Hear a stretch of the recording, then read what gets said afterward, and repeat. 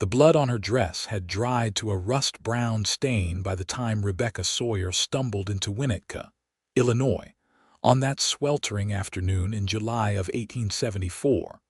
Her father's final words still echoing in her mind like a death knell she could not silence. She had been traveling alone for 3 days since the fever took him, buried him in the hard earth beside the trail with nothing but a wooden cross she had fashioned from broken wagon slats. And now she stood at the edge of this frontier town with exactly $12.37 to her name. No family, no prospects, and nowhere left to run. The main street stretched before her in a haze of summer heat, false-fronted buildings lining either side like crooked teeth in an old man's smile. A general store, a blacksmith's forge belching smoke into the cloudless sky, a saloon with its doors swung wide to catch whatever breeze might dare to venture through. And beyond it all, the Illinois prairie rolling away in waves of golden grass that seemed to go on forever. Rebecca clutched her carpet bag tighter, feeling the weight of her mother's jewelry sewn into the lining, the only valuable things she had left in this world besides her virtue and her determination to survive. She had barely taken 10 steps down the street when she felt eyes upon her. Men lounging outside the saloon, their gazes sliding over her like oil on water. Women peering through shop windows, assessing her torn traveling dress, her dusty boots, her disheveled auburn hair that had long since escaped its pins. Rebecca kept her chin high, her green eyes fixed straight ahead, willing herself to appear more confident than she felt. She needed food, lodging, and work in that order, and she would not let herself think about what might happen if she could not secure all 3 before nightfall. The general store seemed like the logical place to start. The proprietor, a heavy-set woman with graying hair and shrewd eyes, listened to her request for employment with a skeptical expression that deepened with every word. "We do not need help," the woman said flatly, her hands planted on the counter between them like territorial markers. "And even if we did, I would not hire a girl who shows up alone without references, looking like she has been dragged through every mile between here and the Mississippi." Rebecca felt heat rise in her cheeks, but she forced her voice to remain steady. "I am a hard worker, madam. I can read, write, and cipher. I helped my father run his general store back in Ohio before we headed west. I know inventory, bookkeeping, how to deal with customers." Ohio. The woman's mouth twisted. "Long way from home, are you not?" "I am looking to make a new home here." "Well, you will not find it in my shop." The woman's gaze flickered past Rebecca's shoulder, and something in her expression hardened further. "And if you know what is good for you, you will move along before certain types get ideas about a young woman alone and desperate." Rebecca turned to follow the woman's gaze and saw a man watching her from across the street. He was tall and lean, with a cruel slash of a mouth and eyes that made her skin crawl even at this distance. He wore a weathered duster despite the heat, and when he caught her looking, he smiled slowly, deliberately, like a cat that had just spotted a mouse too far from its hole. She turned back quickly, her heart hammering.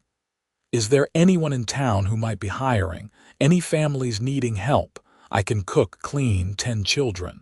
The woman sighed, and for a moment something almost like pity softened her features. "Try the boarding house at the end of the street, Mrs. Patterson sometimes takes on girls to help with the laundry and cooking. But mind you walk straight there and do not dally.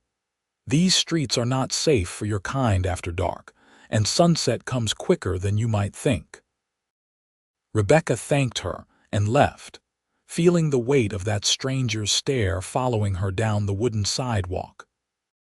She tried to tell herself it was nothing, that frontier towns were full of rough men, that she would be fine if she just kept moving, kept her wits about her, found respectable work and respectable lodging before darkness fell. But something about the way he had looked at her, something about the predatory patience in his smile, made her walk faster, her carpet bag banging against her leg with each hurried step. The boarding house was a two-story structure with peeling paint and a sagging front porch, but it looked clean enough, and there were curtains in the windows, which Rebecca took as a good sign. She was reaching for the front gate when she heard footsteps behind her, quick and purposeful, and then a hand clamped down on her arm with bruising force. "Not so fast now," a voice said in her ear, and she smelled tobacco and whiskey and something else, something rancid that made her stomach turn. "Been watching you ask around. Seems like you are in need of help and I am in need of company. How about we come to an arrangement?" Rebecca tried to jerk her arm free, but his grip only tightened.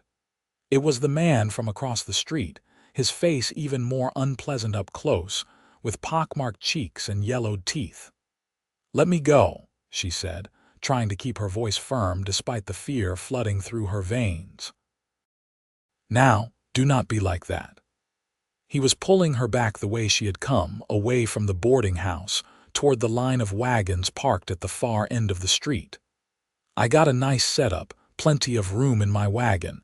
You need a place to stay, I need someone to cook and keep me warm at night. Seems like we can help each other out." I said, "Let me go." Rebecca swung her carpet bag at him, but he caught it easily with his free hand and twisted it from her grasp, tossing it into the dirt. "Going to be difficult, are you? I like that in a woman for a while at least." He was stronger than he looked, and despite her struggles, he was dragging her steadily toward a covered wagon that sat apart from the others, weathered canvas pulled tight over wooden ribs. "Once we get to know each other better, you will settle down. They always do." Terror was a living thing in Rebecca's chest now, clawing at her throat, making it hard to breathe. She opened her mouth to scream, but his hand clamped over her face, cutting off the sound before it could escape. She bit down hard on his palm, tasted blood, and he cursed and backhanded her across the face with enough force to make her ears ring and her vision blur. "You little wildcat," he snarled, and there was something darker in his eyes now, something that promised pain. "Going to have to teach you some manners." Rebecca's head was spinning, but she kept fighting, kept trying to pull away, her boots scraping furrows in the dirt. She could see people on the street, could see them watching, but no one moved to help. No one wanted to get involved in a stranger's business, not out here, not when it might mean trouble. She was about to give in to despair, about to accept that this was how her story would end when a shadow fell across them both, and a voice like distant thunder said, "Let her go." The stranger froze, his hand still gripping Rebecca's arm, and slowly turned. Rebecca turned too, wiping blood from her split lip, and felt her breath catch in her throat. The man who stood before them was unlike anyone she had ever seen. He was tall, well over 6 feet, with shoulders so broad they seemed to block out the sun. He wore buckskin trousers and a simple homespun shirt that strained across a chest packed with muscle, the sleeves rolled up to reveal forearms corded with strength. His hair was dark and long, tied back with a leather cord, and his face was all hard angles and weathered bronze skin, as if he had been carved from the same stone as the distant mountains. But it was his eyes that held her, pale gray like a winter storm, and fixed on the stranger with an intensity that made the air feel charged, dangerous, like the moment before lightning strikes. "This does not concern you, mountain man," the stranger said, but his voice had lost some of its earlier confidence. "The woman and I are just having a conversation." Conversation. The word came out flat, without inflection, and somehow that made it more menacing than any threat could have been. "Let her go. Now. Or what?" The stranger tried to sound defiant, but Rebecca could feel his hand trembling where it gripped her arm. "You going to make me?" The mountain man did not answer. He simply took a step forward, and suddenly the stranger released Rebecca so quickly she stumbled, nearly falling. The mountain man's hand shot out, catching her elbow, steadying her, and his touch was surprisingly gentle despite the obvious strength in those fingers. "Get behind me," he said quietly, and Rebecca obeyed without thinking, her legs shaking so badly she could barely stand. The stranger was backing away now, his hands raised in a placating gesture that did not match the fury in his eyes. "No harm done, friend, just a misunderstanding." "I thought she was willing." "She was not." The mountain man's voice remained perfectly calm, but there was something underneath it, something that made Rebecca think of wolves circling in the darkness. "And if I ever see you touch another woman like that, if I ever hear that you have tried something like this again, I will find you. Do you understand?" The stranger nodded quickly, then turned and hurried away, nearly tripping over his own feet in his haste to put distance between himself and the mountain man. Rebecca watched him go, her whole body trembling with reaction, and then her knees gave out entirely and she would have fallen if not for the strong arm that caught her, held her steady. "Easy now," the mountain man said, and his voice was different when he spoke to her, softer, though no less deep. "You are safe. He will not bother you again." Rebecca looked up at him, at this stranger who had appeared like something out of a legend, and felt tears burning in her eyes. "Thank you," she whispered. "I do not know what he would have done if you had not been here. I do." His jaw tightened. "Which is why I was here." He helped her to a bench outside the general store, then retrieved her carpet bag from where it had fallen in the dirt. He brushed it off carefully before handing it back to her, and Rebecca noticed his hands, large and calloused but clean, the hands of a man who worked hard but took care with things. "You hurt?" he asked, crouching down so he was at eye level with her, and Rebecca saw concern in those storm-gray eyes, genuine and unguarded. She touched her lip gingerly, felt the swelling there, tasted blood. "Nothing serious. That will be sore tomorrow." He reached into a pouch at his belt and pulled out a clean cloth, dampened it from his canteen and offered it to her. "For the blood." Rebecca took it gratefully, pressing it to her mouth, and watched him over the edge of the fabric. Up close, she could see the fine lines around his eyes, the weathering of someone who spent most of his time outdoors, the small scars that marked his hands and forearms.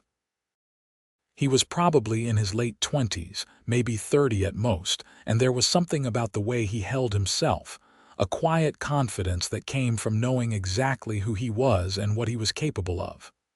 "I am Rebecca," she said after a moment. "Rebecca Sawyer, Ryder O'Connell." He touched the brim of his hat, a gesture that seemed oddly formal coming from someone who looked like he had just walked out of the wilderness. "You are new to Winnetka." It was not a question, but Rebecca nodded anyway. "Arrived today." "My father and I were heading west, but he took sick on the trail, fever. He died 3 days ago."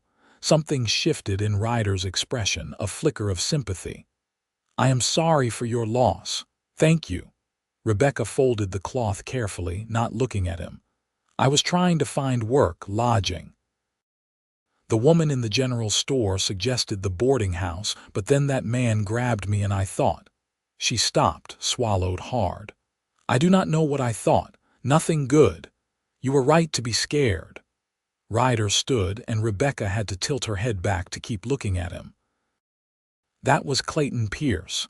He has a reputation for being rough with women. Most folks around here give him a wide berth. Yet no one tried to help me." "No." The word was clipped, disapproving. "They should have." "But frontier towns are full of people who do not want to risk their own necks for strangers. Except you." Rebecca rose to her feet, clutching her carpet bag. "You helped me, and you are a stranger too." Ryder looked at her for a long moment, something unreadable in his eyes. "Some things are not about risk or reward. They are just about what is right. Rebecca felt something flutter in her chest, something warm despite the fear still coursing through her system. Well, thank you, truly. I do not know how I can repay you, but if there is ever anything I can do, you can let me walk you to the boarding house. Ryder gestured down the street. Make sure you get there safely. It will be dark soon. Rebecca wanted to protest, to say she did not need further assistance, but the truth was she did.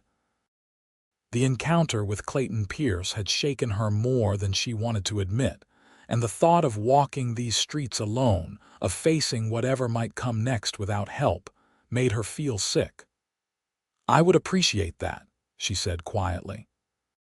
They walked in silence for a few moments, Rebecca acutely aware of Ryder's presence beside her. The way people on the street seemed to step aside without being asked. The way his hand rested near the knife on his belt, ready but not threatening. She found herself studying him from the corner of her eye, taking in details she had missed before. The breadth of his shoulders, the way his shirt pulled tight across his back, the confident, almost predatory grace with which he moved. He looked like someone who was more comfortable in the wild places than in town, like a wolf that had wandered into a sheepfold and was tolerating the domesticity only because he chose to. Have you lived in Winnetka long? She asked, more to break the silence than because she expected a real answer. I do not live in Winnetka. Ryder kept his eyes on the street ahead. I live in the mountains about 20 miles north. I come to town once a month for supplies to trade furs. You are a trapper then. Among other things, he glanced at her briefly. I hunt, trap, guide expeditions when the money is good. Mostly I keep to myself. Sounds lonely, peaceful. But there was something in the way he said it that made Rebecca wonder if he really believed that, or if it was just something he told himself. They reached the boarding house, and Ryder waited while Rebecca knocked on the door. It was opened by a stout woman with kind eyes and flour on her apron, who took one look at Rebecca's battered face and immediately ushered her inside. Good heavens, child, what happened to you, Mrs. Patterson, for it could be no one else, pulled Rebecca into the entryway and turned her face toward the light. Who did this? A man named Clayton Pierce, Ryder said from the doorway, and Mrs. Patterson's expression darkened. That scoundrel, someone should have run him out of town long ago. She looked at Ryder, recognition dawning. Ryder O'Connell, I thought that was you, have not seen you in months. I have been busy. Ryder's tone was polite but distant. This is Rebecca Sawyer. She needs a room and work if you have any available, Mrs. Patterson looked between them, her shrewd eyes taking in the situation with the speed of someone who had seen plenty of life. I can provide both, assuming you are willing to work hard and do not mind early mornings. I am and I do not, Rebecca said quickly. I can cook, clean, do laundry, whatever you need. Well then, we will get along fine. Mrs. Patterson patted her shoulder. Let me get you settled and then we will see about putting something on that lip. Ryder, would you like to come in? I have coffee on. No, thank you. I need to finish my business in town before it gets too late. Ryder touched his hat again, looking at Rebecca. You will be safe here. Mrs. Patterson runs a respectable house. I know. Rebecca found herself reluctant to see him go, this stranger who had saved her, this mountain man with storm-gray eyes and gentleness hidden beneath all that strength. Thank you again, Mr. O'Connell, for everything. Just Ryder. He turned to leave, then paused. And be careful, Rebecca Sawyer. Not all danger comes in forms as obvious as Clayton Pierce. Then he was gone, disappearing into the gathering dusk, and Rebecca watched from the doorway until Mrs. Patterson gently pulled her inside and closed the door on the night. The next weeks passed in a blur of work and routine that Rebecca found strangely comforting after the uncertainty of the trail. She woke before dawn to help Mrs.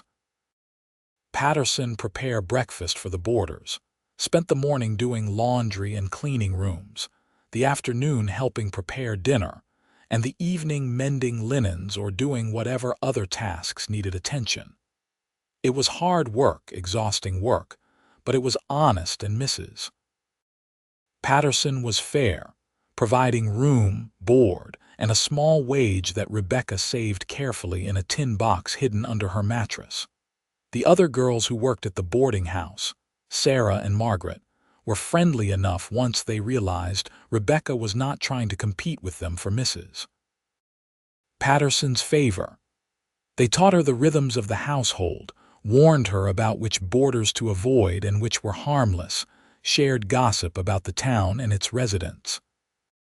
Rebecca learned that Clayton Pierce worked as a teamster, hauling goods between Winnetka and Chicago, and that he had been warned by the sheriff after Ryder's intervention, but nothing more serious had come of it. "The sheriff is Pierce's cousin," Sarah explained one afternoon as they hung laundry together in the backyard. "So he looks the other way more often than he should. There have been other girls who complained, but nothing ever comes of it." "That is terrible," Rebecca said, feeling anger rise in her chest. "That is the frontier." Margaret shook her head. "Justice is not always just, and powerful men protect their own. Best you can do is stay smart, stay safe, and do not go anywhere alone after dark." Rebecca took their advice to heart, but despite her caution, she found her thoughts returning again and again to Ryder O'Connell. She had not seen him since that first day, had no reason to expect she would see him again, but she could not stop thinking about him. The way he had appeared like an answer to a prayer she had not known how to form, the gentleness in his hands when he steadied her, the storm-gray eyes that had looked at her with concern and something else, something that made her heart beat faster, even in memory. "You are thinking about him again," Sarah teased one evening as they prepared vegetables for dinner. "The mountain man." Rebecca felt her cheeks heat. "I am not." "You are. You get this look all soft and dreamy." Sarah grinned. "Cannot say I blame you. Ryder O'Connell is something to look at, all that muscle and those eyes. But you should know he is not the settling type. He comes to town, does his business, and disappears back into the mountains. Been doing it for years." "I am not interested in him that way," Rebecca protested, even though she knew it was a lie. "I am just grateful he helped me." "Sure you are." But Sarah's smile was kind. "Just be careful, Rebecca. It is easy to build a man up in your head when you do not really know him. Fantasy is always better than reality." Rebecca nodded, pretending to agree, but privately she thought Sarah was wrong. There had been nothing of fantasy in that moment when Ryder stood between her and Clayton Pierce, nothing imagined about the strength in his arm when he caught her from falling. He was real, solid, a man who had acted when no one else would, and that meant something. 6 weeks after her arrival in Winnetka, Rebecca was sent to the general store to pick up supplies for Mrs. Patterson. It was a bright September morning, the air crisp with the promise of autumn, and Rebecca found herself enjoying the walk despite the weight of the empty basket on her arm. The town had become familiar to her now, less threatening than that first terrifying day, and she greeted people as she passed with growing confidence. She was examining a bolt of fabric in the general store, trying to decide if Mrs. Patterson would approve of the pattern for new curtains when she heard a familiar voice behind her. "The blue would suit you better." Rebecca spun around, and there he was, Ryder O'Connell, looking exactly as she remembered and somehow even more impressive in the morning light streaming through the shop windows. He wore the same buckskin trousers but a different shirt, this one dark blue and clean, and his hair was freshly washed, falling past his shoulders in waves that made Rebecca's fingers itch to touch. "Mr. O'Connell," she managed, her heart suddenly racing. "I mean, Ryder. I did not expect to see you here." Monthly supplies. He gestured to the counter where the proprietor was packing goods into a large canvas bag, and I wanted to check that you were settling in well. You did. The thought that he had been thinking about her, wondering about her, made warmth bloom in Rebecca's chest. I did. Ryder's expression was difficult to read, but his eyes were soft when they looked at her. Are you settling in well? I am. Mrs. Patterson has been very kind and the work is good. Honest.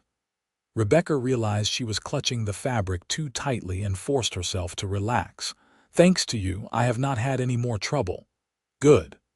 Ryder looked like he wanted to say more, but the proprietor called him over, and he excused himself to finish his transaction. Rebecca tried to focus on her own shopping, but she was acutely aware of him moving through the store, his presence seeming to fill the space in a way that had nothing to do with his physical size. She found herself watching him, the way he moved with such economy and grace, the way he listened carefully when the proprietor spoke, the way his hands handled goods with surprising gentleness.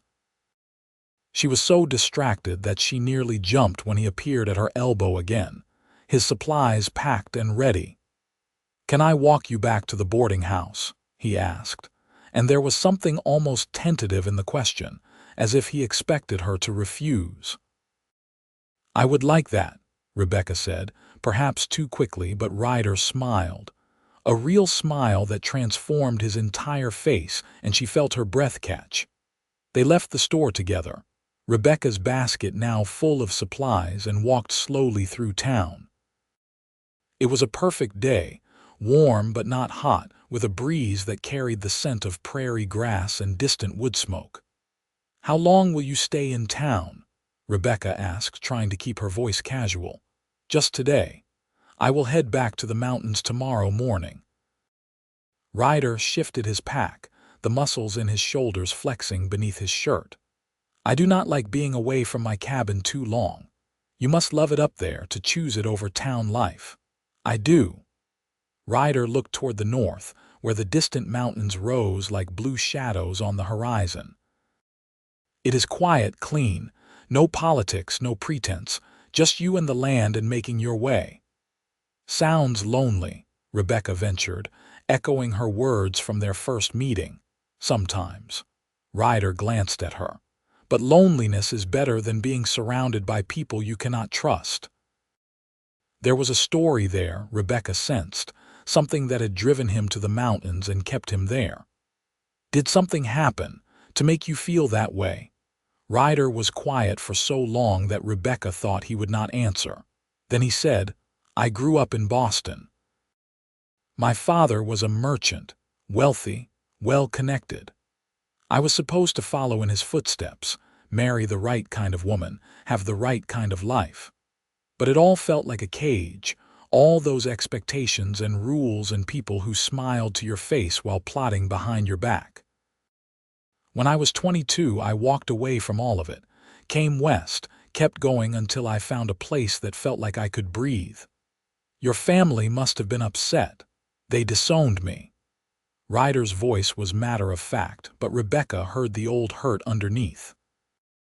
Told me if I left, I was no longer their son. That was 8 years ago, have not spoken to them since. I am sorry, Rebecca said softly. That must have been painful. It was a relief. Ryder looked at her again, and this time there was something searching in his gaze. What about you? What brought you and your father west? Rebecca told him then, the whole story. Her mother's death 2 years ago from consumption. Her father's grief and his growing conviction that they needed a fresh start, somewhere new where the memories would not haunt every corner. The wagon train they had joined in Ohio, the slow journey across the prairie, the friendships and hardships of the trail. And finally, the fever that had taken her father, leaving her alone in a way she had never imagined possible. He was a good man, she finished, blinking back tears that still came too easily. And I miss him every day, but I think he would be glad I made it this far, that I found work and safety. He would be proud, Ryder said firmly. "Takes strength to do what you did. To keep going when you have every reason to give up." They had reached the boarding house, but neither moved toward the gate. Rebecca was acutely aware of how close Ryder stood, how his presence seemed to create a bubble of warmth and safety around her. "I should go in," she said reluctantly. "Mrs. Patterson will be waiting for these supplies." "Rebecca." Ryder caught her arm gently when she turned to leave, and she looked up at him, at those storm-gray eyes that seemed to see right through her. "I know this is forward and you can say no, but would you like to have dinner with me tonight? There is a restaurant near the hotel, nothing fancy, but the food is good." Rebecca's heart leaped. "I would like that very much." Ryder's smile was like sunrise breaking over mountains. 7 o'clock. 7 o'clock, Rebecca agreed, and carried the memory of that smile with her through the rest of the day like a secret treasure. Mrs. Patterson was surprisingly enthusiastic when Rebecca asked for the evening off, insisting on lending her a dress that was nicer than anything Rebecca owned. A deep green that brought out her eyes and fit reasonably well after some quick alterations. Sarah and Margaret helped her fix her hair, piling it up in a way that looked elegant but unstudied, and by the time 7 o'clock approached, Rebecca felt more nervous than she had since arriving in Winnetka. "You look beautiful," Sarah assured her, stepping back to admire their work. "He is going to forget how to talk when he sees you." "I doubt that," Rebecca said, but she could not help hoping it might be true. Ryder was waiting outside the boarding house when she came down, and the look on his face when he saw her was everything Sarah had predicted. He stared for a long moment, seeming to forget whatever greeting he had planned before finally managing, "You look lovely." "Thank you." Rebecca felt her cheeks warm. "You look very nice too," he did. He had clearly made an effort, wearing clean trousers and a white shirt that emphasized the bronze of his skin, his hair tied back neatly. He offered her his arm, and Rebecca took it, feeling the solid strength of him beneath her fingers. The restaurant was small but clean, with checkered tablecloths and candles in glass jars on each table. It was not crowded, just a few other diners scattered about, and the waiter showed them to a table near the window where they could watch the street as it settled into evening. "I have to admit," Ryder said once they had ordered, "I do not do this often." "Eat dinner," Rebecca teased and was rewarded with that transformative smile. "Eat dinner with a beautiful woman in town." Ryder's expression turned more serious. "I am not good at social niceties, at small talk. If I say something awkward, I apologize in advance." "I do not mind awkward," Rebecca assured him, "and I am not very good at this either. I never had much time for courting back home, with helping my father in the store and taking care of the house." "Were you never tempted?" "Some young man who caught your eye. A few tried." Rebecca thought back to the earnest boys who had come into the store, suddenly needing far more supplies than made sense, who had stammered and blushed and made her feel more amused than interested. "But my father was particular about who I spent time with, and most of them did not meet his standards. And then there was never time, always something that needed doing, and before I knew it we were packing up to head west." "His loss," Ryder said quietly. "Those boys who did not try hard enough." Rebecca felt warmth spread through her that had nothing to do with the candles. "What about you? Did you leave anyone behind in Boston?" "There was a woman my parents wanted me to marry, Caroline Whitmore, daughter of one of my father's business associates." Ryder's expression suggested the memory was not a pleasant one. "She was pretty enough, accomplished, everything a proper Boston wife should be. But she was also shallow, cruel to anyone she considered beneath her, and completely uninterested in anything beyond the next social event. The thought of spending my life with her felt like a death sentence. So you left." "So I left." Ryder met her eyes across the table, And I have never regretted it, even on the coldest nights in the mountains when it would be easier to have someone there. Because better to be alone than with the wrong person. I understand that, Rebecca said softly. My father used to say that loneliness is just your soul waiting for the right company. He was a wise man.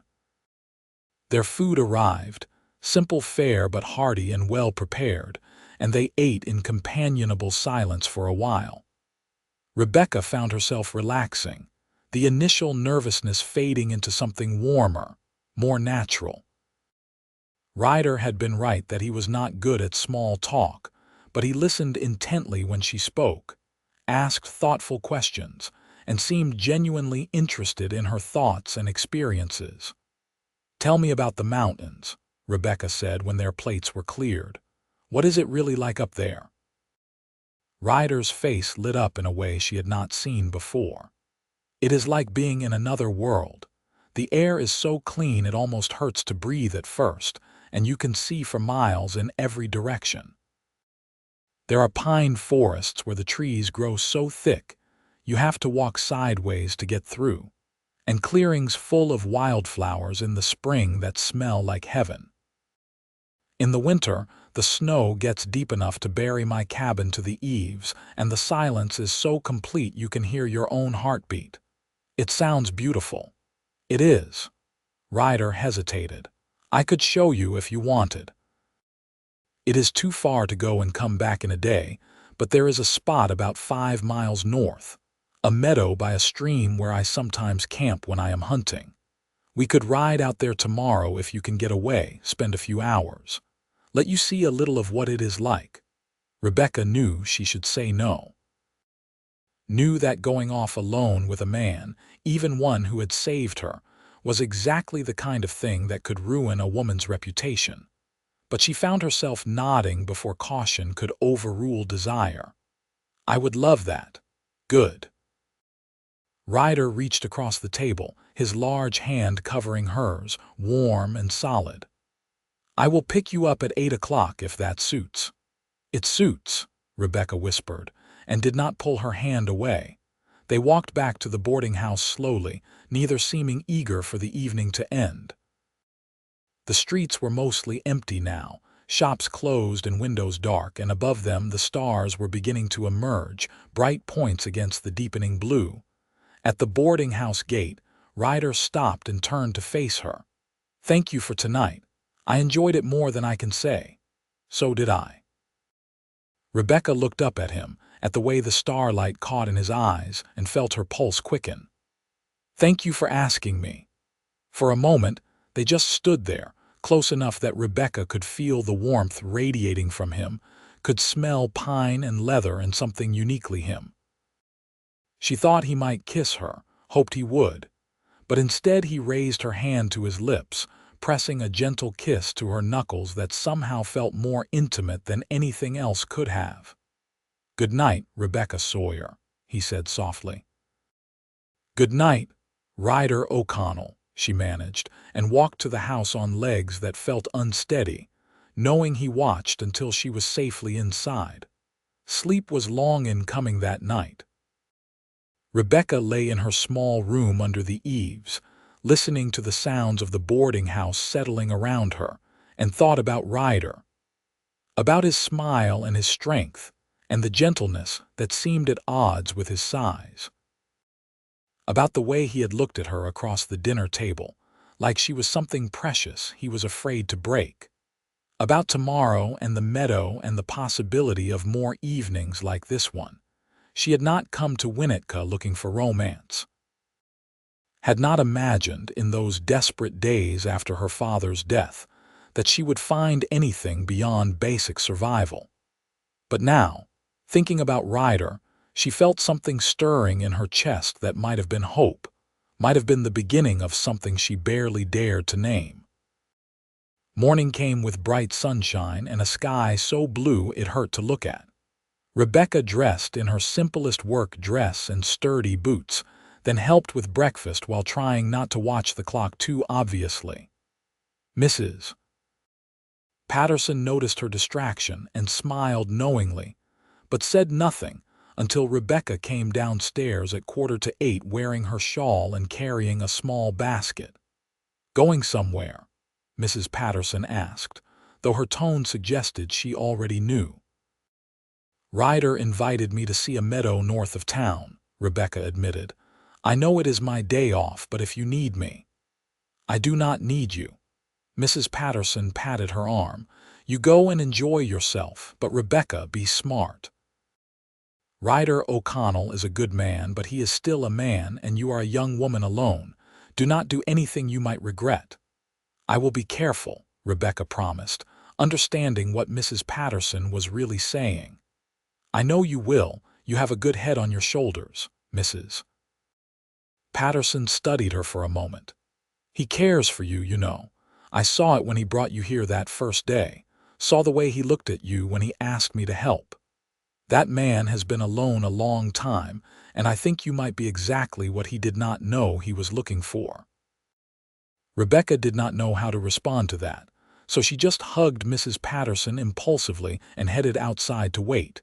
Ryder arrived exactly at 8, riding a massive black horse and leading a smaller chestnut mare. He dismounted with fluid grace and smiled when he saw her. "Ready." "Ready," Rebecca confirmed, though her experience with horses was limited at best. Ryder must have sensed her hesitation because he took extra care helping her mount, his hands steady on her waist as he lifted her into the saddle as easily as if she weighed nothing. "Her name is Maple, and she is gentle as they come. Just hold the reins loosely and let her follow my horse. She knows the way." Rebecca nodded, gripping the saddle horn perhaps tighter than necessary, but once they started moving, she found Ryder was right. Maple was content to follow the black horse, her gait smooth and easy, and after a few minutes, Rebecca relaxed enough to actually enjoy the ride.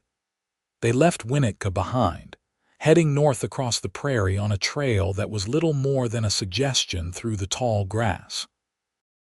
The morning was perfect, warm but not hot, with a breeze that made the grass ripple like waves on a golden ocean. Rebecca found herself marveling at the space, the sheer openness of it after the close confines of the boarding house in town. "This is incredible," she called to Ryder, who turned in his saddle to look back at her. "It is it not?" His smile was broad, genuine. "And we have not even reached the good part yet." They rode for about an hour, the land gradually beginning to rise and roll, occasional stands of trees breaking up the endless grass. Birds Rebecca could not name flew overhead, their calls strange and beautiful, and once she saw something that might have been a deer disappearing into a copse of oak trees. Finally, Ryder led them down into a shallow valley where a stream cut through the landscape, bordered by willows and cottonwoods. And there, spread out before them, was the meadow he had promised, a carpet of late-season wildflowers in purple and yellow and white, with the stream singing its way through the middle. "Oh," Rebecca breathed, bringing Maple to a halt. "It is beautiful. Told you." Ryder dismounted and came to help Rebecca down, his hand spanning her waist, and for a moment they stood very close, her hands on his shoulders for balance, neither moving away. "Thank you for bringing me here," Rebecca said softly. "Thank you for coming." Ryder released her slowly, as if reluctant to let go, and turned to tend to the horses. Rebecca walked down to the stream while he worked, kneeling at the edge to dip her fingers in water so cold and clear it made her gasp. She could see all the way to the bottom, see the smooth stones and the way the current moved over them in endless patterns. She could also see her own reflection, wavering and uncertain, and behind it Ryder's approaching form. He settled down beside her on the bank, his long legs stretched out, and for a while they just sat in companionable silence, watching the water flow. "I could stay here forever," Rebecca said eventually, "just listening to the stream, watching the grass move. I know the feeling." Ryder plucked a stem of grass and twirled it between his fingers. That is how I felt the first time I came to the mountains, like I had finally found the place I was meant to be. You ever miss Boston? Your family? Sometimes I miss what I thought they were before I saw them clearly. Ryder tossed the grass into the stream and watched it float away. But I do not miss the life I would have had there, and I think if I had stayed, I would have been a different person, someone I would not have liked very much. I cannot imagine you being anyone other than who you are. That is because you met me after I figured it out. Ryder turned to look at her, his gray eyes serious. But it took years, Rebecca. Years of being alone, of surviving by my own wits and strength, of learning what really matters, and I am still figuring it out. I think we all are, Rebecca said. Figuring it out, I mean, learning who we are and what we want from life. What do you want? Ryder asked. From life? Rebecca considered the question carefully.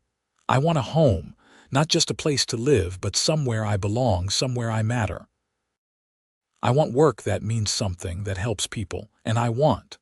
She hesitated, feeling brave. I want love. Real love, not the practical kind where people marry because it makes sense. I want what my parents had, that true partnership where they made each other better. That is a good want. Ryder was watching her with an intensity that made her skin prickle. A worthy want. What about you? What do you want from life? Ryder was quiet for a long moment. Then he said, I thought I wanted solitude, thought I wanted to be alone in the mountains forever, just me and the wilderness. But lately I have been wondering if maybe what I really wanted was just to be away from the wrong people, not away from people altogether. And what changed? To make you wonder? You did. The words were simple, honest, and they hit Rebecca like a physical force. The moment I saw Clayton Pierce dragging you toward his wagon, something in me shifted. And when I looked into your eyes, saw your strength and your fear and your determination to survive, I thought maybe being alone is not the victory I convinced myself it was. Rebecca's heart was pounding so hard she thought he must be able to hear it. Ryder. He reached out and tucked a strand of hair behind her ear, his fingers lingering on her cheek. I know it is too soon to say these things. I know we barely know each other. But I cannot stop thinking about you, Rebecca. Cannot stop wondering what it would be like to have someone to come home to share the mountains with, to not be alone anymore.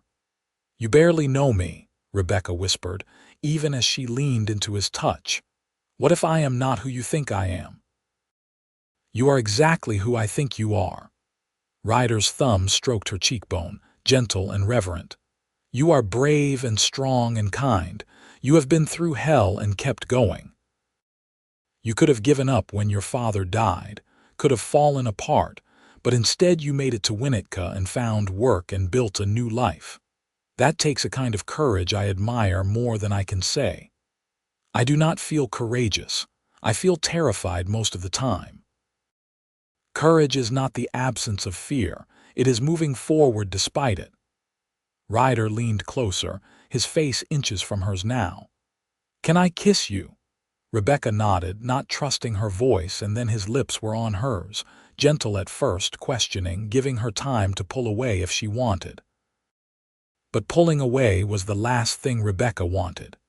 She leaned into the kiss, her hands coming up to grip his shirt, and felt his arms go around her, strong and sure, holding her like she was something precious. The kiss deepened, and Rebecca felt the world narrow down to this moment, this man, the warmth of his mouth and the solid strength of his body against hers. She had been kissed before, awkward stolen moments with boys who did not know what they were doing, but this was different. This was a kiss from a man who knew exactly what he wanted, and what he wanted was her. When they finally broke apart, both breathing hard, Ryder rested his forehead against hers. I should probably apologize for that. Do not you dare, Rebecca said fiercely, and felt him smile against her hair. They spent the rest of the morning in the meadow, talking and kissing and learning each other in the way new lovers do. Ryder told her about his life in the mountains, The cabin he had built with his own hands, the harsh winters and beautiful summers, the animals he hunted and the pelts he sold. Rebecca told him about her childhood in Ohio, her mother's gentle wisdom, her father's determination to make a better life for them.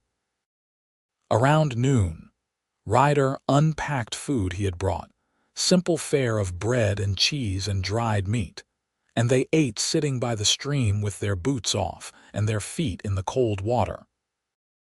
Rebecca thought she had never been happier, never felt more perfectly content than in this moment with this man in this wild, beautiful place. "I should get you back," Ryder said reluctantly when the sun began its afternoon arc. "I do not want Mrs. Patterson to think I have absconded with you." "Would that be so terrible?" Rebecca teased. "Absconding with me, terrible for your reputation." But Ryder's eyes were warm. "And I want to do this right, Rebecca. I want to court you properly with everyone knowing my intentions are honorable." "And what are your intentions?" Rebecca asked, her heart in her throat. Ryder took both her hands in his, looking down at them for a moment before meeting her eyes.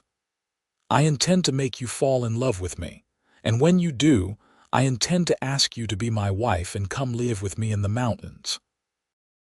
Rebecca felt tears prick her eyes. "That is quite a plan. Too fast." "No," Rebecca squeezed his hands. "Not fast enough, maybe, because I think I am already halfway in love with you, Ryder O'Connell." His smile was like the sun breaking through clouds. "Good, that is very good." They rode back to Winnetka slowly, neither wanting the day to end. When they reached the boarding house, Ryder helped Rebecca dismount and walked her to the gate. "When will I see you again?" Rebecca asked, dreading the answer. "I need to get back to my cabin, check on things." Ryder looked pained. "But I will come back in 2 weeks, sooner if I can manage it." 2 weeks, Rebecca repeated, trying not to let disappointment show in her voice. "I know it is a long time." Ryder cupped her face in his hands. "But I will think of you every minute. And when I come back, we will figure out what comes next, together." "Together," Rebecca agreed and kissed him one more time before forcing herself to walk away. The next 2 weeks were the longest of Rebecca's life. She threw herself into work at the boarding house, trying to keep busy enough that she did not spend every waking moment thinking about Ryder. But at night, alone in her room, she let herself remember every moment of that day by the stream. The way he had looked at her, the way he had kissed her, the way he had talked about the future like it was something they would build together. Sarah and Margaret noticed her distraction and teased her mercilessly, but kindly, and even Mrs. Patterson commented that she had never seen anyone so thoroughly smitten. "He is a good man, Mrs. Patterson said one evening as they prepared dinner together. "But you need to understand what you would be taking on, Rebecca. Life in the mountains is hard, isolated. It is not like town life where you have neighbors and shops and society." "I know," Rebecca said, though truthfully she was not sure she did. "But I think I could be happy there, with him. Love is not always enough when you are snowed in for months with no one but each other for company." Mrs. Patterson's expression was gentle but concerned. "I just want you to go into this with your eyes open." "My eyes are open," Rebecca assured her. "And maybe it will be hard, but being without him would be harder." Mrs. Patterson smiled. "Then I think you have your answer." Ryder returned exactly 2 weeks later, riding into town on a cold October morning with snow just beginning to dust the distant mountains. Rebecca saw him from the kitchen window and ran outside without even stopping for her shawl, launching herself at him when he dismounted. Ryder caught her easily, spinning her around, his laughter rich and warm. "Miss me?" "Terribly," Rebecca admitted, not caring who saw them. "Good." Ryder set her down but kept his arms around her. "Because I have been going out of my mind up there without you. I swear these were the longest 2 weeks of my life." "Mine too." They spent that day and the next together, walking through town, sharing meals, talking about everything and nothing. Ryder met with Mrs. Patterson, formally asking permission to court Rebecca, which the older woman granted with a knowing smile. He also made a point of being seen with Rebecca in public, making his intentions clear to anyone who cared to notice. On the second evening, over dinner at the same restaurant where they had first eaten together, Ryder reached across the table and took Rebecca's hand. "I know I said I wanted to court you properly, to take time and do this right," he began, and Rebecca's heart started to race. "But I find I do not want to wait, Rebecca. I know what I want, and what I want is you. Will you marry me?" Rebecca felt tears spill down her cheeks. "Yes, yes, of course I will marry you." Ryder stood and came around the table, pulling her up into his arms and kissing her right there in front of everyone. There were a few gasps, some disapproving murmurs, but also some applause, and Rebecca did not care about any of it. All she cared about was Ryder, his arms around her, his promise of a future together. They were married 3 weeks later in a simple ceremony at the church, with Mrs. Patterson and a few of the boarders in attendance. Rebecca wore a new dress that Mrs. Patterson had helped her sew, pale blue with lace at the collar and cuffs, and Ryder wore a proper suit that he clearly was not comfortable in, but endured for her sake. The Reverend pronounced them man and wife, and when Ryder kissed her, Rebecca felt like her heart might burst from happiness. This man, this strong, gentle mountain man who had saved her and courted her and chosen her, was now her husband. It felt like a miracle she had done nothing to deserve and everything to earn. They spent their wedding night at the hotel in town, in a room with a real bed and clean sheets and privacy. Ryder was tender with her, patient, making sure her first time was everything it should be. And after, lying in his arms with his heart beating steady beneath her ear, Rebecca thought about how far she had come from that terrified girl who had stumbled into Winnetka. How much had changed in just a few short months. "What are you thinking?" Ryder asked, his hand stroking her hair. "That I am the luckiest woman alive," Rebecca said honestly, "that I cannot believe this is real. It is real." Ryder kissed the top of her head. "You are mine now, and I am yours, and nothing is going to change that." The next morning they packed Rebecca's few belongings and set out for Ryder's cabin in the mountains. It was a long journey, taking 2 full days of riding through increasingly rugged terrain. Rebecca saw her first real mountains up close, their peaks capped with snow even in October, and felt simultaneously awed and slightly terrified by their scale. "You will get used to them," Ryder assured her when he saw her expression. "After a while, you will wonder how you ever lived anywhere else." The cabin, when they finally reached it, was not what Rebecca had expected. She had pictured something rough, barely more than a shack, but what Ryder had built was solid and well made, with glass windows and a stone chimney and a wide porch that looked out over a valley that took her breath away. Inside, it was one large room with a sleeping loft above, simply furnished but clean and organized. There was a cast iron stove for cooking and heating, shelves lined with supplies, hooks for hanging furs and tools. It was spare, masculine, a bachelor's dwelling, but Rebecca could already see how she would make it a home. "What do you think?" Ryder asked, watching her carefully. "I think it is perfect," Rebecca said, and meant it. "I think we are going to be very happy here." That first winter was hard in ways Rebecca had not anticipated. The snow came early and deep, burying the cabin to the window sills just as Ryder had described. For weeks at a time they saw no one, had no contact with the outside world beyond the wild creatures that sometimes came near the cabin. The work was constant and physical, hauling wood and water, tending the fire, cooking and cleaning and maintaining the supplies that would see them through until spring. But it was also wonderful. Rebecca learned to love the silence, the deep, peaceful quiet of mountains under snow. She learned to appreciate the rhythm of their days, the way they worked together as a team, each knowing what needed to be done and doing it. And most of all, she learned Ryder in ways she never could have in town, seeing him in his element, watching him move through this wilderness he loved with such confidence and grace. They talked for hours in the evenings, sitting by the fire while wind howled outside.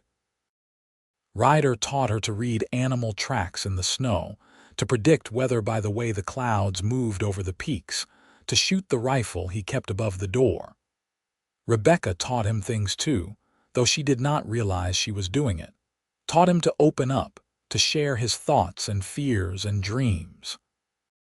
Taught him that being vulnerable was not the same as being weak, and they loved each other, thoroughly and often, learning each other's bodies and desires with the same dedication they brought to everything else. By the time spring came, melting the snow and opening the world again, Rebecca could not imagine being anywhere else or with anyone else. As the years passed, their life settled into a pattern that suited them both. Ryder trapped and hunted, providing furs and meat that he sold in Winnetka on his monthly trips. Rebecca tended a garden she had planted in a sunny spot near the cabin, preserved food for the winter, and gradually transformed the cabin from a bachelor's dwelling into a real home. She made curtains for the windows, braided rugs for the floor, filled shelves with preserves and pickles and all the things that made a house feel lived in and loved. They had their first child in the spring of 1876, a boy they named Robert after Rebecca's father. He was healthy and strong, with his father's gray eyes and his mother's determination, and Ryder cried when he first held him, overcome with emotions he did not have words for.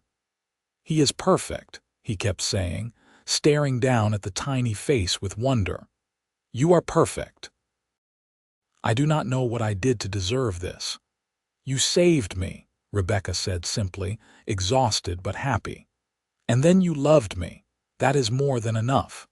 Robert was followed by a daughter 2 years later, Sarah, named for Rebecca's friend from the boarding house. And then another son, James, who arrived with the first snow of 1880 and seemed determined to be as wild as the mountains he was born in.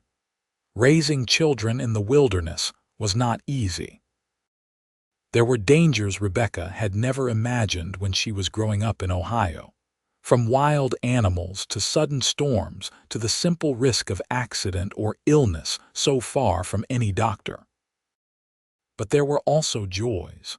Watching her children grow up with such freedom, learning the land the way their father knew it, strong and confident and unafraid. Ryder was an extraordinary father, patient and playful in ways that surprised Rebecca even after years of marriage.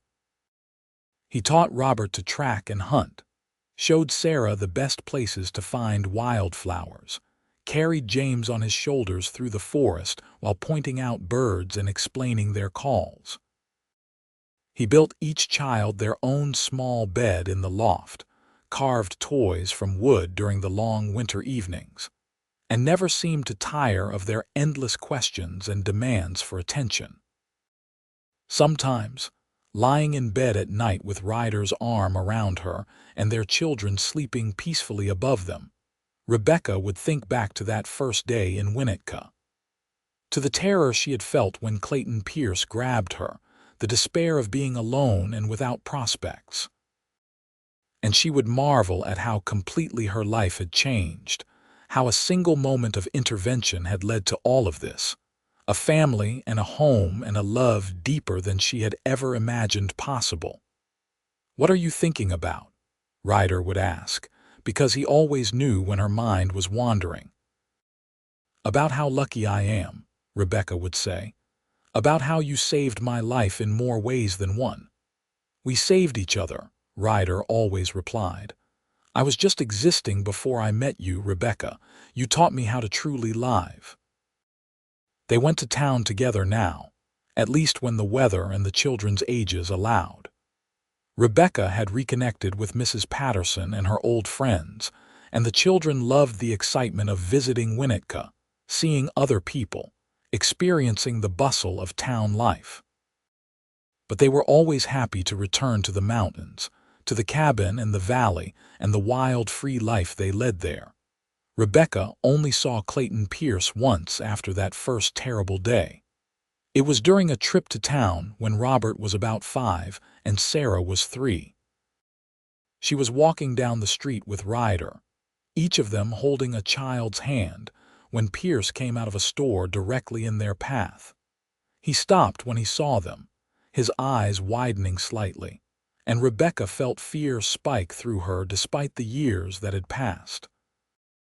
But then Ryder stepped forward, positioning himself between Pierce and his family, and the look on his face was utterly terrifying in its cold intensity. "Keep walking," Ryder said quietly, and something in his voice must have communicated exactly what would happen if Pierce did not comply, because the man ducked his head and hurried away without a word. "Was that him?" Rebecca asked, her heart still racing. "The man from that day?" "Yes." Ryder's hand found hers, squeezed gently. "But he cannot hurt you now. He cannot touch you or our children. I will always keep you safe." And he did. Through all the years that followed, through the hardships and joys, the winters and springs, Ryder was her rock, her protector, her partner in every sense of the word. He taught their sons to be strong but gentle, their daughters to be fierce but kind. He built additions onto the cabin as their family grew, created a life in the mountains that was richer than any existence they could have had in town. Rebecca threw herself into motherhood and mountain life with the same determination she had brought to surviving after her father's death. She learned to preserve meat, to make soap and candles, to tan hides and sew clothes that would withstand the harsh mountain winters. She taught her children to read from the few books they owned, to write their letters in the dirt when paper was scarce, to calculate and reason and think for themselves. And she loved Ryder more with each passing year. Loved the way he looked at her even after a decade of marriage, like she was still the most beautiful woman in the world. Loved the way he held her at night, the way his hands, so strong and calloused, were always gentle when they touched her. Loved the way he built a life for them that was exactly what she had told him she wanted all those years ago, a home where she belonged, where she mattered, where love was not just a word but a daily reality. The children grew, as children do.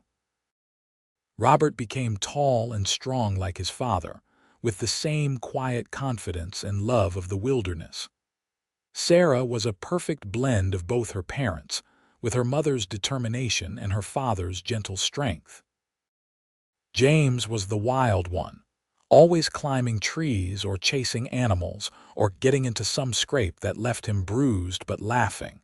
When Robert turned 16 in the spring of 1892, Ryder took him on a hunting trip deep into the mountains, just the two of them. They were gone for a week, and when they returned, Rebecca could see that something had shifted. Robert was no longer a boy but a young man, and the bond between father and son had deepened into something approaching equality. "He is ready," Ryder said that night as they lay in bed, "to make his own way, to build his own life." "He is still so young," Rebecca protested, though she knew it was true. "He is older than I was when I left Boston." Ryder pulled her closer. "And we will not be sending him away. He will find his own path, but his home will always be here with us." And that was what happened. Robert eventually built his own cabin a few miles from theirs, found a wife in town, and started his own family while remaining close to his parents. Sarah proved to be more interested in town life, eventually moving to Winnetka to work as a teacher, and marrying a kind man who owned the general store. James was the one who stayed, helping Ryder with the trapping and hunting, building his sleeping loft into a proper bedroom and showing no signs of wanting to leave. Rebecca and Ryder grew older together, their hair graying, their movements not quite as quick as they once were, but their love never diminishing. They had grandchildren who visited in the summer, filling the cabin with noise and chaos and joy. They had quiet winters alone, just the two of them and sometimes James, and those were precious too, intimate and peaceful in ways they both treasured. On their 20th wedding anniversary, Ryder took Rebecca back to the meadow where they had first kissed. It was a beautiful June day, and the wildflowers were in full bloom, just as they had been all those years ago. They sat by the stream with their feet in the cold water, and Ryder took her hand. 20 years, he said, shaking his head in wonder. 20 years since you agreed to marry me, and I still wake up every morning amazed that you are real, that this life is real. I know what you mean, Rebecca said softly. Sometimes I think about that girl who stumbled into Winnetka, so lost and scared, and I can barely recognize her. I can. Ryder brought her hand to his lips. She is still there in you, that strength and courage and determination. You have just grown into yourself, become who you were always meant to be. We both have. Rebecca leaned against his shoulder. We built this life together, Ryder, every piece of it. Best thing I ever did, Ryder said firmly. Stopping Clayton Pierce that day, asking you to dinner, asking you to marry me, best decisions of my entire life. Mine too. Rebecca turned to kiss him, and it felt exactly like that first kiss 20 years ago, full of promise and passion, and a love that had only deepened with time. They stayed in the meadow until sunset, talking and remembering and making plans for whatever years remained to them. When they finally rode back to the cabin, it was full dark, and the stars were so bright overhead they seemed close enough to touch. The years continued to pass. Rebecca and Ryder celebrated their 25th anniversary, then their 30th. They became great-grandparents, watching their grandchildren grow and have children of their own. The cabin saw generations of family pass through its doors, each one adding to its story, its sense of home. Ryder remained strong even as he aged, his body still muscled and capable though his hair had gone completely silver. He still trapped and hunted, though not as far or as often as he once had. He still chopped wood and hauled water and did all the things necessary to maintain their mountain life. And he still looked at Rebecca with those storm-gray eyes that had first captured her heart, still held her at night with the same tenderness and desire. Rebecca's auburn hair had faded to a soft gray streaked brown, and her hands were gnarled from years of hard work, but she was still beautiful to Ryder, still the woman who had changed his entire world.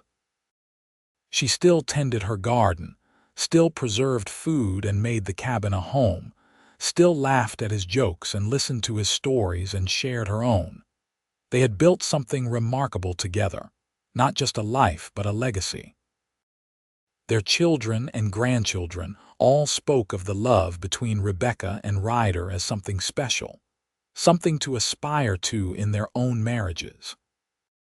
They told stories about how Ryder had saved Rebecca from a terrible fate, how they had fallen in love in the wilderness, how they had chosen each other every day for decades. On a crisp October evening in 1904, 30 years after they first met, Rebecca and Ryder sat on their porch watching the sun set over the valley.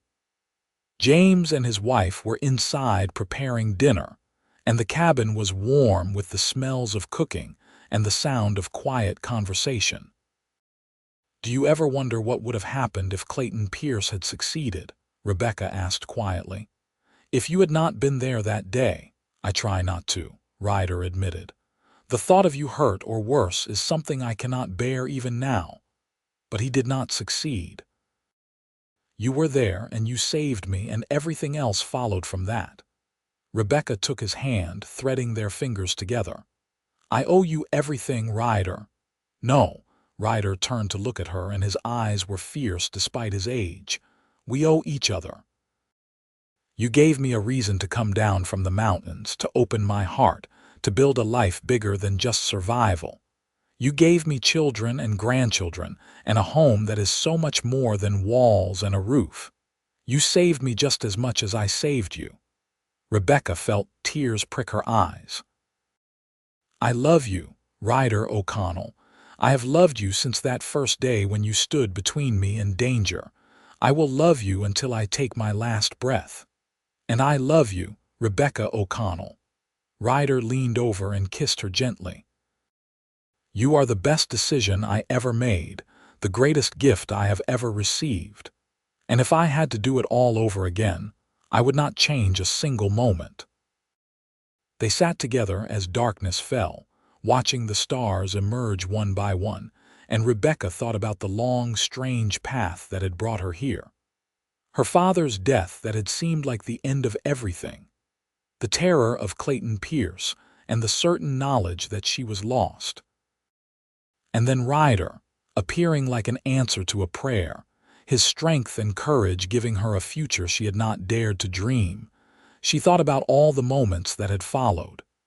Their first dinner, their first kiss, their wedding. The birth of each child, the joy and terror mixed together. The winters when they were snowed in and the springs when the world opened up again. The laughter and the tears, the hard work and the quiet contentments, all of it adding up to a life well lived, a love well earned.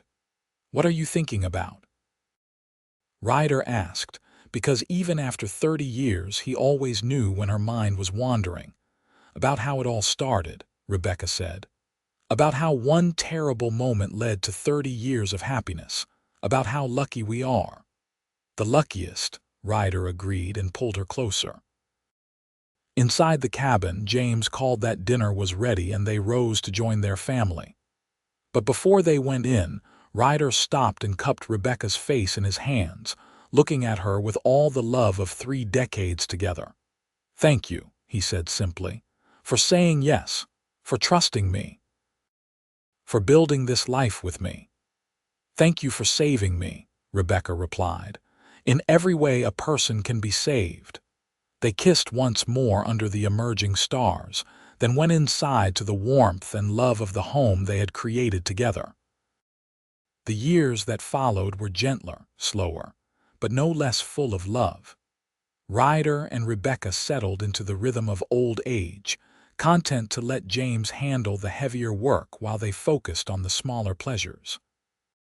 Rebecca tended her flowers and herbs, made quilts for new great-grandchildren, and wrote letters to Sarah in town. Ryder carved toys and tools, told stories to visiting grandchildren, and took short walks through the forest he had known for more than 40 years. They celebrated their 35th anniversary quietly, just the two of them and James. Ryder gave Rebecca a necklace he had carved from wood, intricate and beautiful, and she gave him a new coat she had sewn, lined with rabbit fur for warmth. They held hands across the dinner table and smiled at each other, no words needed to express what they felt. 35 years, James said, shaking his head. You two give the rest of us something to aim for. Just find the right person, Ryder advised. Someone who makes you better, who you want to be better for. Everything else follows from that. Your father is right, Rebecca added.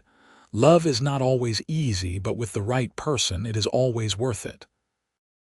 James nodded, and Rebecca could see him thinking about his own wife, the way his expression softened. They had done well, she thought. She and Ryder had built not just a life but a family, had passed on values and lessons that would echo through generations. Winter came early that year, with heavy snow and bitter cold. Ryder and Rebecca spent most of their time near the fire, warm and comfortable, while James handled the outdoor work.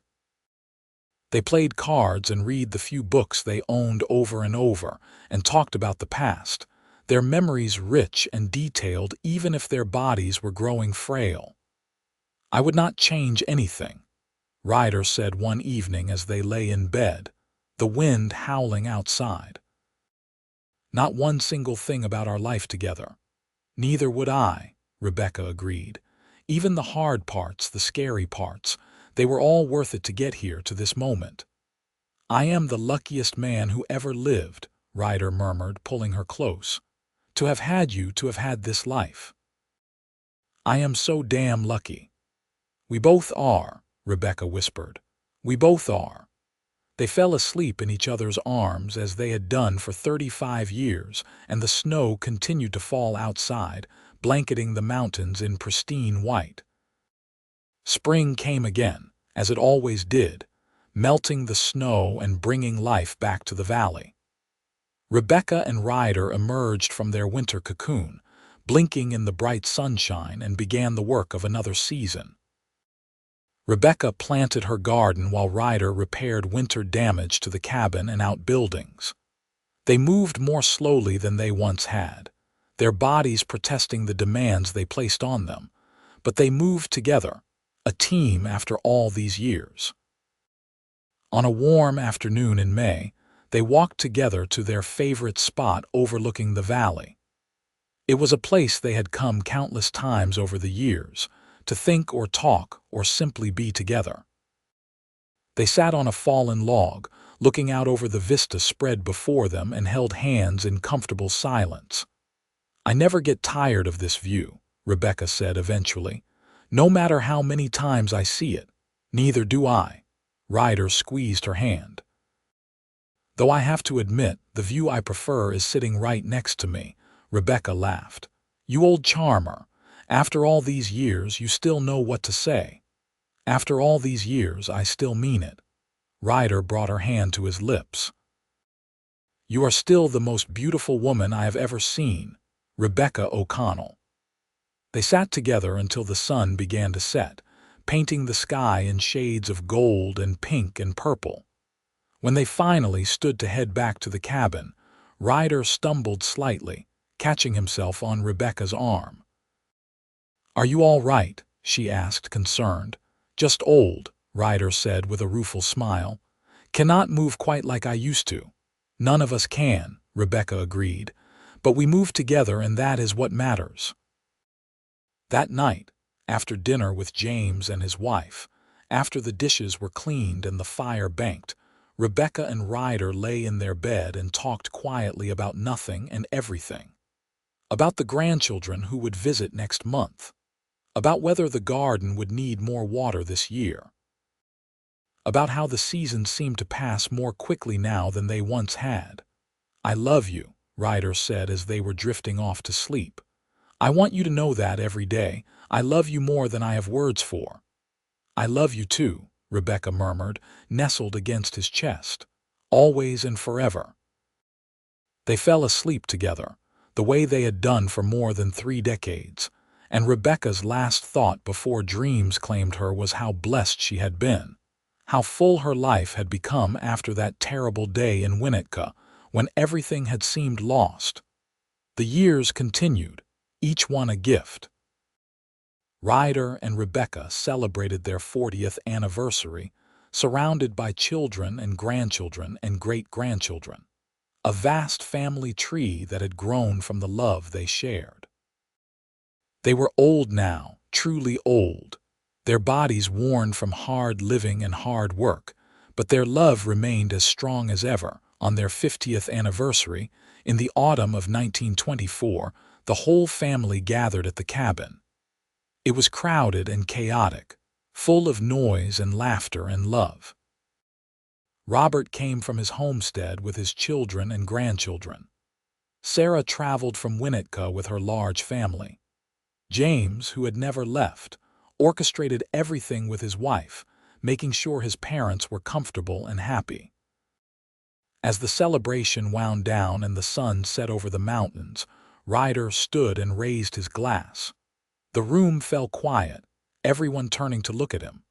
50 years ago, he began, his voice still strong despite his age, I met a woman in Winnetka, Illinois. She had just lost her father, had no prospects, no hope, and was being threatened by a man who meant her harm. I intervened, as any decent person would, and I thought that would be the end of it. But then I looked into her eyes and saw something that changed my life forever. I saw strength and courage and a determination to survive that took my breath away. Rebecca felt tears on her cheeks as Ryder continued. I did not know then that she would become my wife. I did not know she would give me 3 beautiful children and more grandchildren and great-grandchildren than I can count. I did not know she would make this cabin into a home, would make my life worth living, would love me even when I did not deserve it. But she did all those things and more. She has been my partner, my best friend, my reason for everything. And standing here today, surrounded by the family we built together, I can say without reservation that meeting Rebecca Sawyer was the best thing that ever happened to me. The room erupted in applause and cheers, and Rebecca stood to embrace her husband, both of them crying openly now. "I love you," she whispered in his ear. 50 years and I love you more than ever." "I love you too," Ryder replied. "Always and forever." The party continued into the night, but Rebecca and Ryder eventually slipped away to their bedroom, exhausted but happy. They lay together in the darkness, listening to the muffled sounds of their family celebrating below. "We did good," Ryder said softly. "Look at what we built, Rebecca. Look at the love in this house." "We did very good," Rebecca agreed. "I could not be prouder of our family, of the life we made. No regrets, not a single one." Rebecca kissed him gently. "You saved me, Ryder O'Connell, in every way a person can be saved. And I have spent 50 years being grateful for it." "We saved each other," Ryder corrected, as he always did. "And I have spent 50 years being grateful for you." They held each other in the darkness, and Rebecca felt complete, utterly and perfectly complete. She had lived a full life, had loved deeply and been loved in return, had built something lasting and meaningful. When her time came, whenever that might be, she would have no complaints, no wishes for things to have been different. But that time was not yet. She and Ryder had more days ahead of them, more sunrises and sunsets, more quiet moments and loud celebrations. They had more love to give and more love to receive. They had more of the life they had built together, one day at a time, for 50 beautiful years. As Rebecca drifted off to sleep in her husband's arms, surrounded by the home they had made and the family they had created, she thought about that terrified girl who had stumbled into Winnetka all those years ago. If she could go back and tell that girl what was waiting for her, tell her about the mountain man who would change her life, tell her about the love and joy and family to come. She knew that girl would never believe her, but it had all come true. Every impossible, wonderful bit of it. And Rebecca fell asleep smiling, grateful for every moment, every memory, every year of the extraordinary life she had been blessed to live with Ryder O'Connell by her side.